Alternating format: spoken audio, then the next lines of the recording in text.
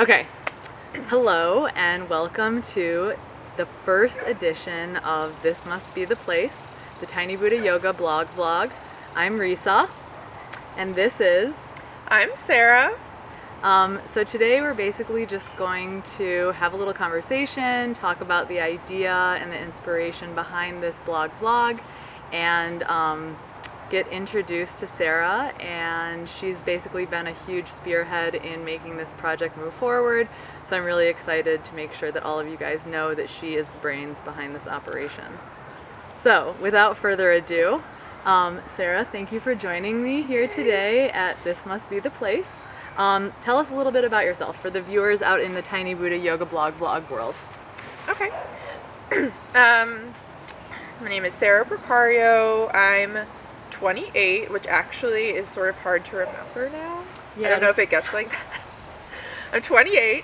I have been living in Ann Arbor for like 5 years now, this October, I think. I grew up in Pittsburgh, then moved to Maryland, and then moved to Ann Arbor after I graduated school, and I was like, I have no idea what I want to do. I actually moved to Ann Arbor and lived on my sister's couch for 5 months.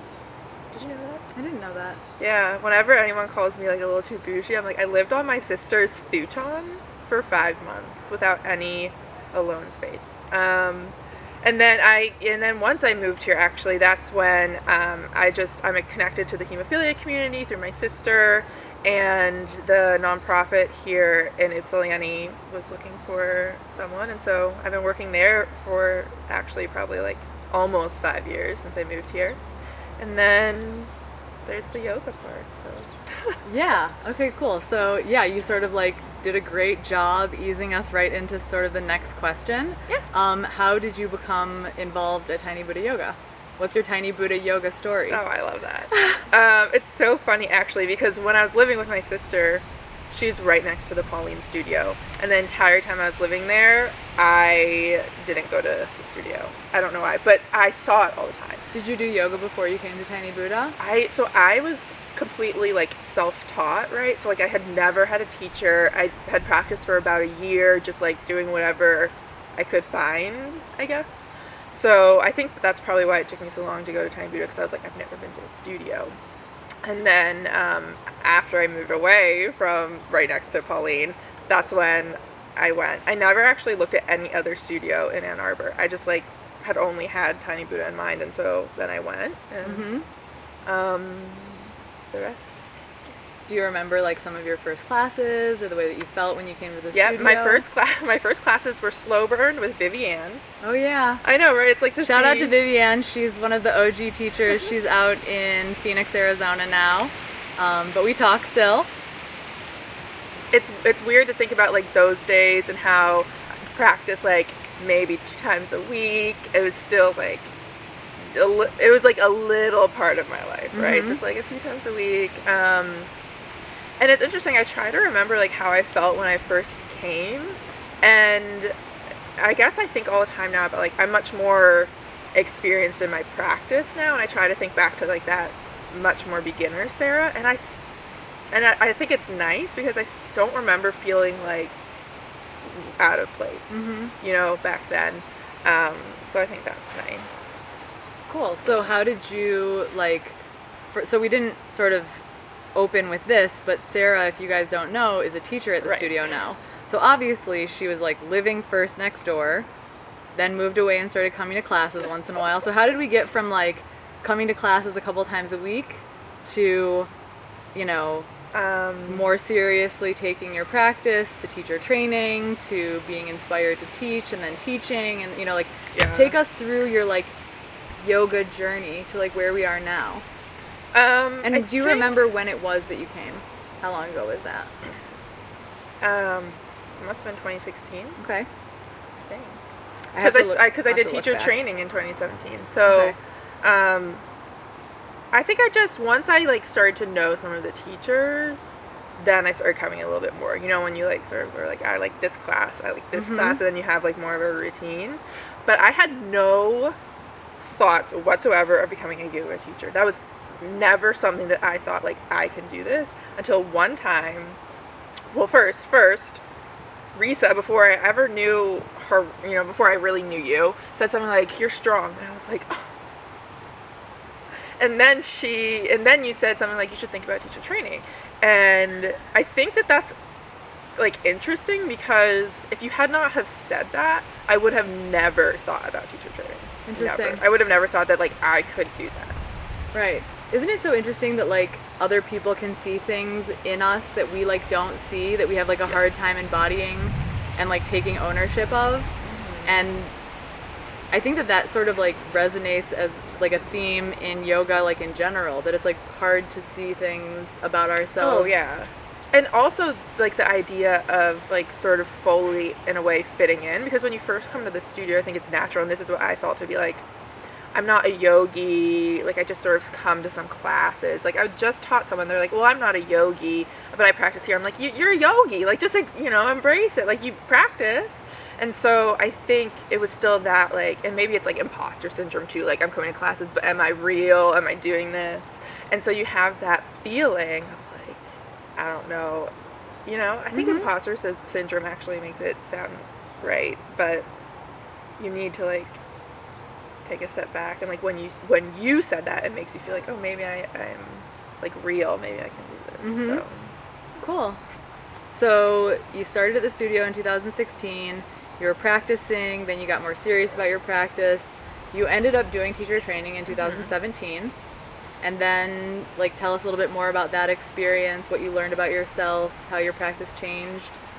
I mean, honestly, I know we tell people all the time, like, you can do teacher training without the desire to teach.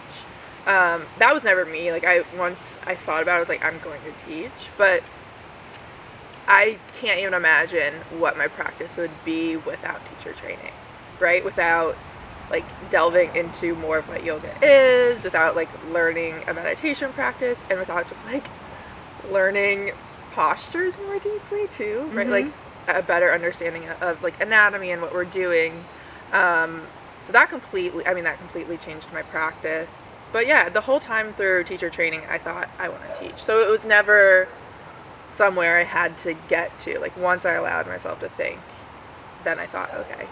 And I don't think it's too weird for me to think, because I'm like so outspoken and so loud that I think I'm like, okay, I'll teach you, right? So yeah.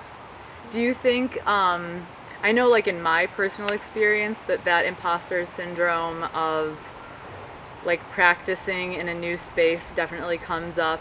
And then I think like as a new teacher, and probably like for some time, like it's still... I still feel that. Yeah, that's and what I was gonna don't bring know up. when that goes away, because... It takes a while. I mean, now you've been teaching for like over a decade, right? I'm aging, I'm like, Risa.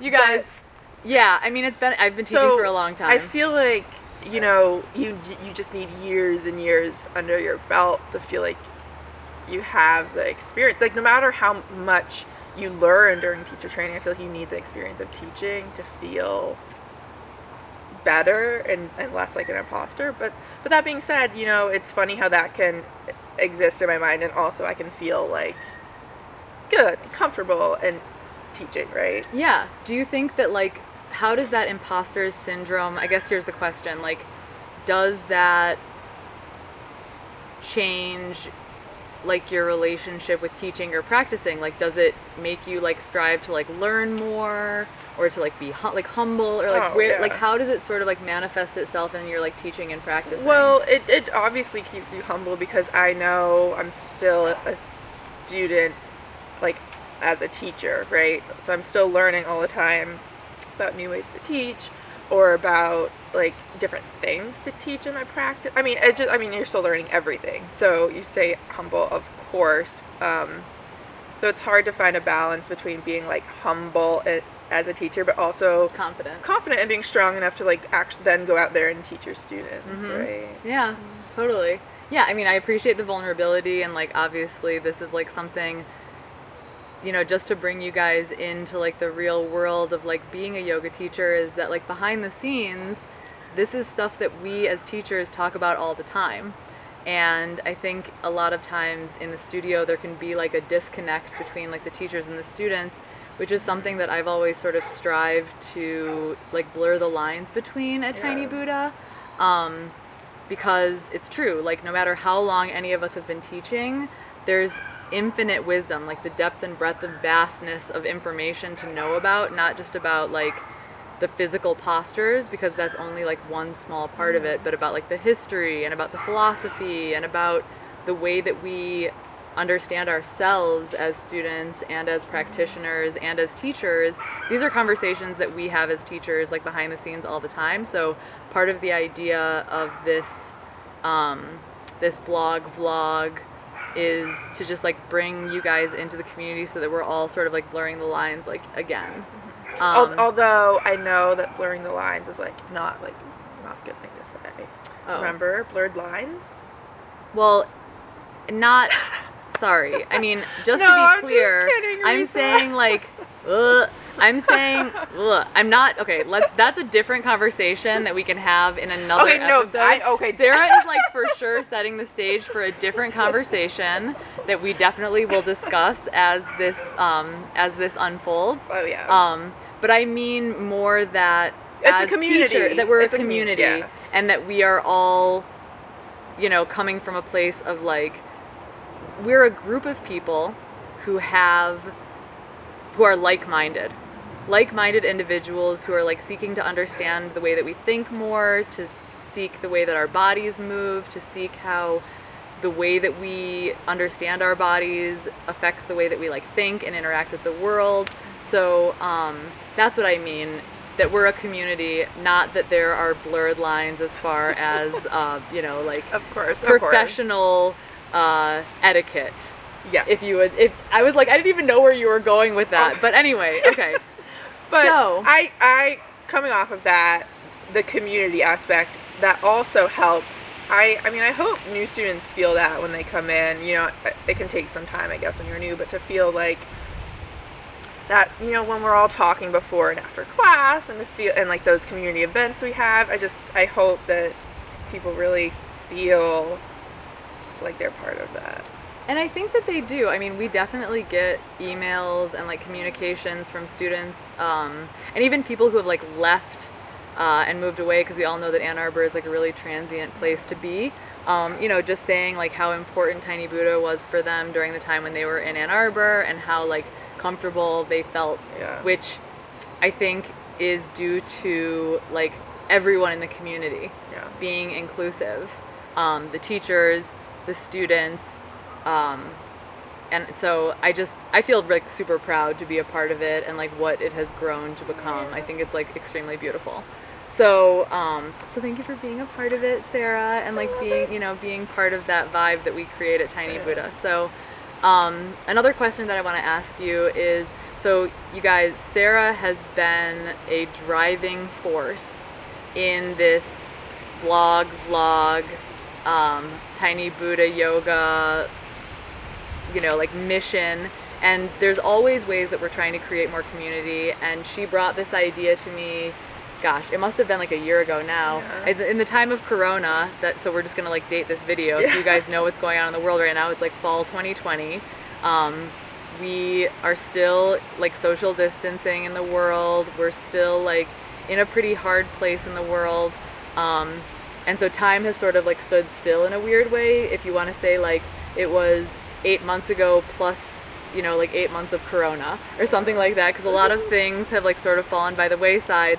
But Sarah brought this idea to me a while ago and said like, hey, I think this would be super cool, doing a blog, having teachers write articles about things that we think about and talk about, having students write articles.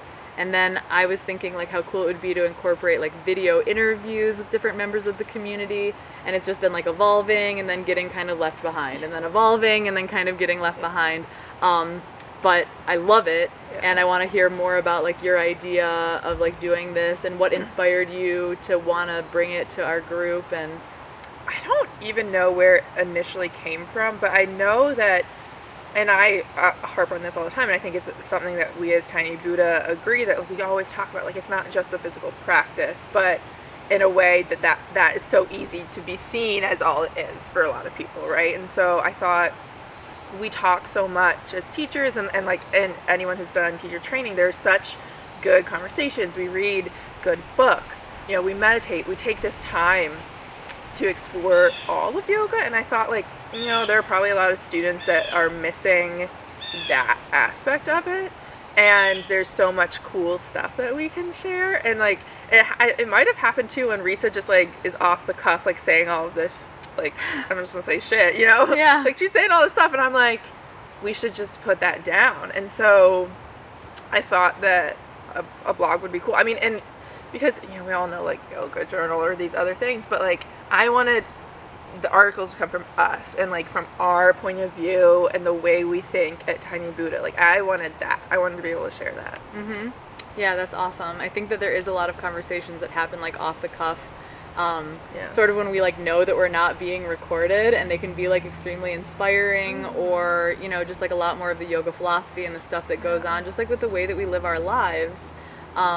And even when we're teaching classes, yes, of course, it's based around asana and physical postures, but like the theme and the philosophy sometimes will like get lost, and it's like hard to really dive super deeply into those things in like a 60-minute class where we also have to incorporate like alignment and postures and sequencing and like listening to your body and all of that different kind of stuff. And like maybe that's even one thing, is like the themes that we have in these classes are so great, but you don't have time to like get into it. And so you could take a theme that we have in any one of our classes and honestly write and like just go in more depth and explain it for people, because you know, like you might be talking about like the yamas and niyamas, but it's hard if people have never been exposed to that term before to be like, what are these words you're saying? And so it's nice to take more time. Yeah, that's great. So let's see, are there other things that you want to share with the group? So one thing I do want to share, which is, it's the first, so it's, I think I might have written the first article for the blog, and then I reached out to a few other people, but it's because of an experience I had and I really wanted to talk about it. And I had a friend who came to the studio who doesn't really do a lot of yoga, and I don't think she does like our style of like hot vinyasa, but she came and I loved it. And afterwards I was like asking her how it was, and she said, you know, it was good, but normally I like to do yoga to relax. And I was like, interesting. I was like, okay. And I think what she was meaning was she likes to do more of like a restorative yin, like to release like muscle tension. I think that's what she was getting at. But to me, what I was thinking was like, well, and then I just went in and I wrote this article, which you guys can read, about how yoga and the practices that we sometimes have create like those areas of, maybe even it's like intentional tension sometimes created so that you have the ability to practice the tools that, you know, to slow yourself down and to find that state that we want all the time, right? Of that like inner calm. And so then I wrote this whole article about how like yoga is the tool that we have so that we can find like a more like restful life in a way. And I said, I mean, it's really so funny, but in my article I talk about like sitting in traffic. Like yoga has actually helped me with that aspect of my life. But it's so crazy when you are about to like get really freaked out and like really annoyed and angry, and then you take that second and you're like, okay, I have the tools. I've been practicing them, and like, and then you're better able to recognize what's happening in your like reactions, right? Because I feel like yoga is also too about like noticing reactions and like bringing that back. Absolutely. What we practice on our mats like inevitably comes with us off of our mats into like all of the interactions that we have in our entire lives, whether it's sitting in traffic or the way that we interact with our boss or our romantic partner or our family members, because like all of our interactions, it's like we can't control what's going on around us, but we can definitely control what's happening inside of us. And like this is what yoga teaches us, and that's awesome. I know. Yeah. And this is where we geek out, right? This is like the reason.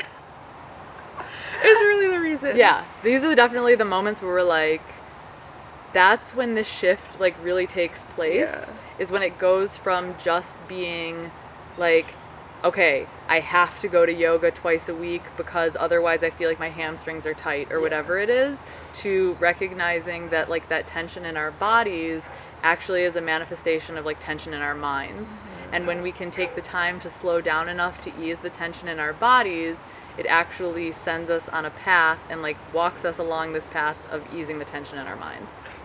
And like the other thing, just to like geek out even more about like that same kind of idea, is this like, I'm tight so I can't do yoga, or like I'm really stressed, or I'm like an anxious person, or I'm not calm enough to do yoga. It's like the reason that we all do yoga as much as we do is because we're all like crazy, like crazy, like in a good way. We're like owning that term, you know what I mean? But it's like it helps us to understand ourselves better and to like have the tools to calm down when we feel triggered by all sorts of different things that are going on, so that we can do a better job of expressing ourselves when we're triggered, getting ourselves out of situations that are like not healthy when we're triggered, instead of like shutting down or, you know, like overreacting or whatever it might be. That's what eventually leads, I think, to the happier life, is when you can keep that like state inside yourself relatively calmer regardless of what's happening, right? And like that is definitely the gift that yoga gives, although like